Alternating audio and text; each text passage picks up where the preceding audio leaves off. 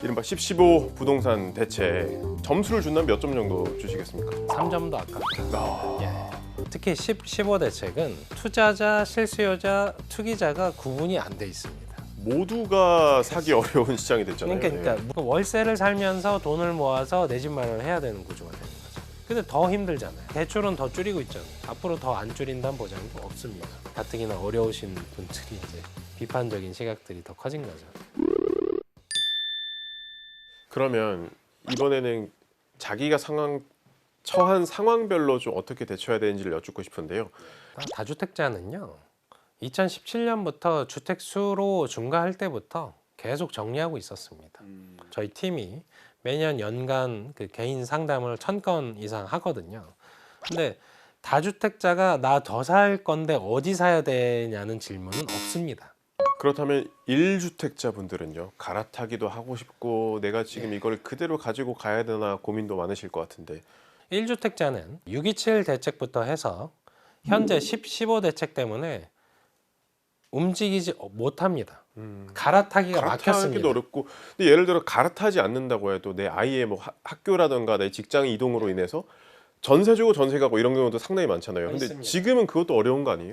본인이 그동안 모은 돈들을 붙여서 가는 경우도 있죠. 있는 경우는. 예. 근데 자금이 애매한 분들이 문제인 겁니다. 애매한 분들은 지금 다 막힌 겁니다. 갈아타는 과정에서 특히 규제 지역에서 LTV 40%로 막혔으니까 사실은 그 과정에서 한도가 부족하면 이동이 안 되는 거죠. 그러니까 살던 집을 팔기도 어렵고요. 갈아타기도 어려운 겁니다. 그래서 이제는 관점이 뭐가 남냐면요. 1주택자는 그냥 그 자리에 있어. 이거고요.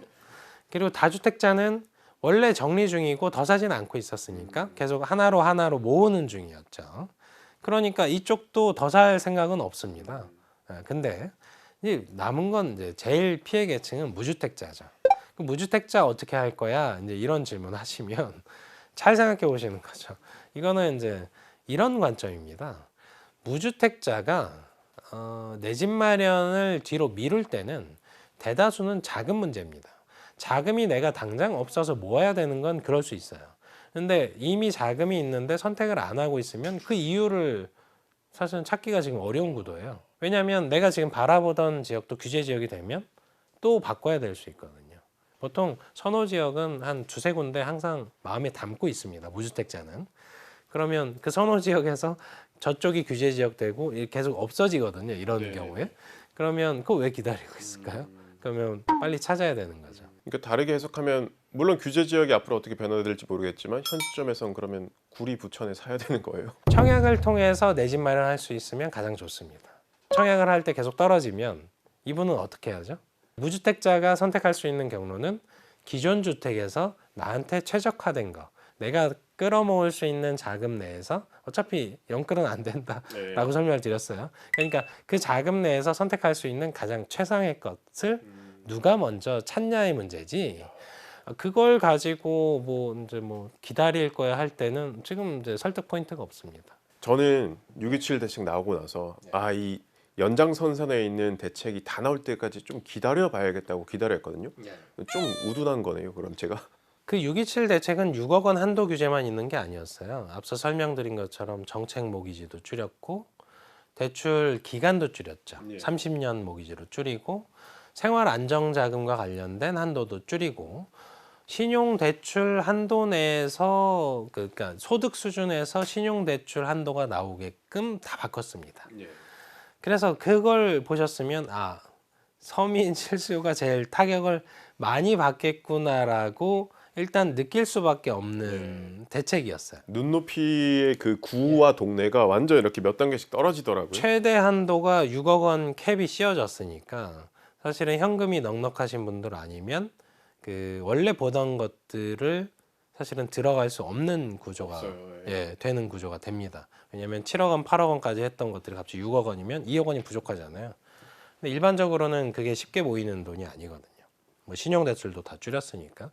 랩장께서 보실 때 4차나 5차로 또 이어질 수 있을까요? 예, 있습니다. 당장 한 달 내에 규제 지역이 확대될 수도 있습니다. 그 이유는 지금 이제 풍선 효과를 차단하기 위해서 광역적으로 규제를 했다라고 설명을 하고 있잖아요. 그럼에도 허점은 많습니다. 예를 들어서 이런 거죠. 토지거래 허가구역으로 이미 지정된 지역들이 있잖아요. 예, 기존부터 계속 꾸준히 몇 년째 지정된 곳들. 아이러니하게도 거기가 가격 상승폭이 가장 큽니다. 예, 그러니까 우리가 토지거래 허가구역을 지정하면 거래량을 축소할 수 있긴 한데 이게 매도자도 같이 줄입니다. 이른바 이제 매물 잠김을 유발을 하는 거예요. 왜냐하면 내가 팔고 넘어갈 때 대출이 안 나와 버리니까. 그래서 기존 매물이 잠깁니다. 그러면서 수요도 잠갔죠. 근데 이런 규제를 할 때의 문제점이 뭐냐면 지금 들어오는 수요를 막는 것까지는 현재 수요를 규제한 겁니다. 근데 중요한 건 내가 원래 자금력이 있었는데 고민하던 분들 있잖아요. 미래의 수요죠. 한 2년, 3년 뒤에 내 집 마련해야지 하는 분들이 갑자기 급해집니다. 갑자기 지금 시점으로 땡기는 경우가 생겨요. 그래서 수요를 억제했는데 그 수요가 여기저기 퍼져나가면서 가격을 건드리거든요. 그리고 또 하나가 규제 지역 주변 지역들이 아직도 풍선 효과 대상이 있습니다. 예를 들어서 이런 거죠. 나는 빌라에는 못 살아. 규제 지역 안에 있는데. 근데 아파트는 살아야 돼. 그러면 비규제 지역으로 갑니다.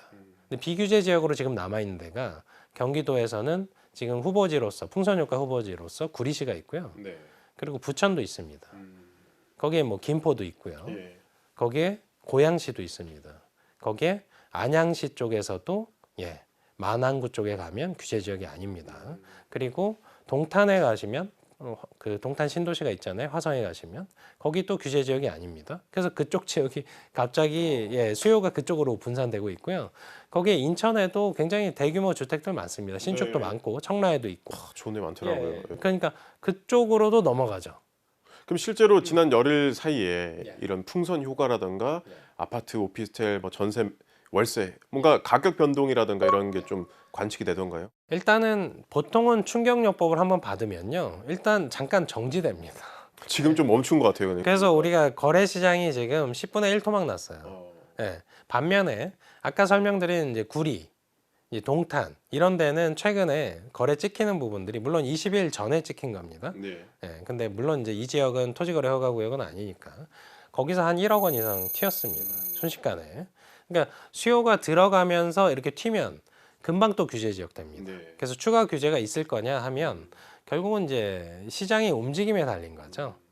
그래서 그렇게 보시면 저기는 비규제 지역으로 영원히 남아 있겠지라고 한다면 문재인 정부 때의 기억을 반추하시면 됩니다. 그럼 마지막 질문이 될 것 같은데 사실 지금도 관료분들께서는 고민을 많이 하고 계실 것 같습니다. 그렇기 때문에 저희가 오늘 좀 비판적인 내용 위주로 많이 다루기도 했고 서민분들도 조금은 더 부동산 시장이 안정화되는 정책을 내놔 달라고 비판하고 또 목소리를 내시는 것 같은데요. 랩장께서는 오랫동안 이 부동산 시장 관련해서 이제 연구하시고 업계에서 계셨잖아요. 앞으로 좀 어떤 방향성이 좀 필요하다고 보십니까?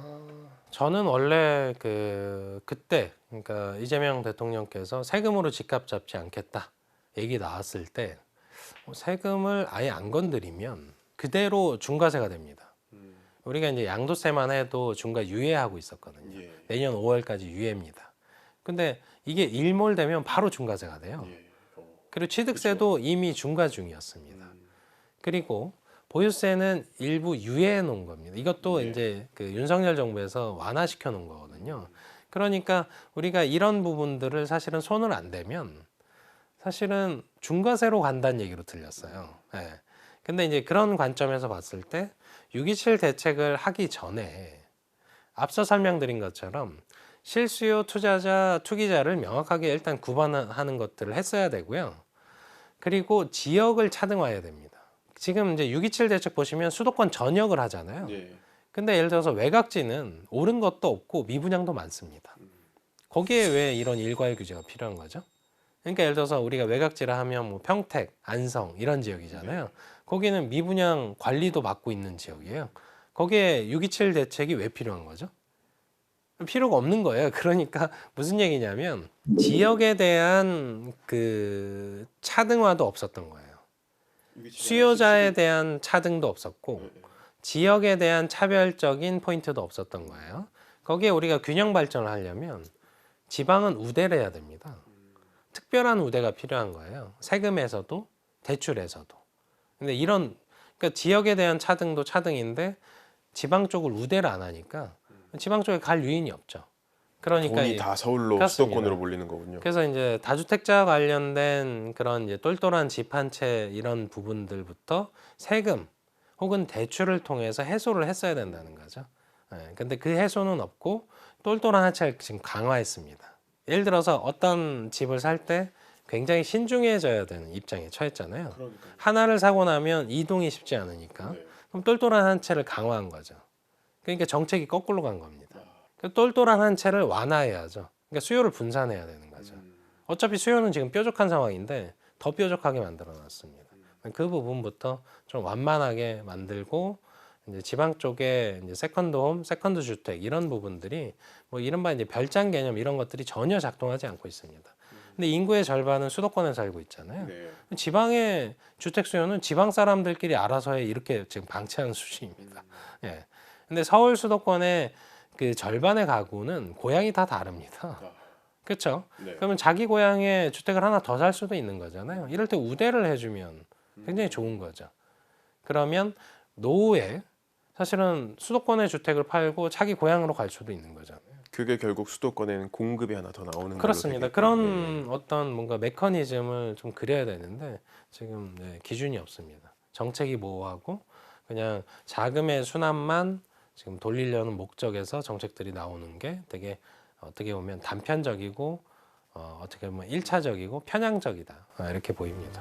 모쪼록 뭐 저 같은 실수요자뿐 아니라 부동산 고민 안고 있는 모든 분들에게 좀 빛이 보였으면 좋겠습니다. 오늘 말씀 잘 들었습니다. 네.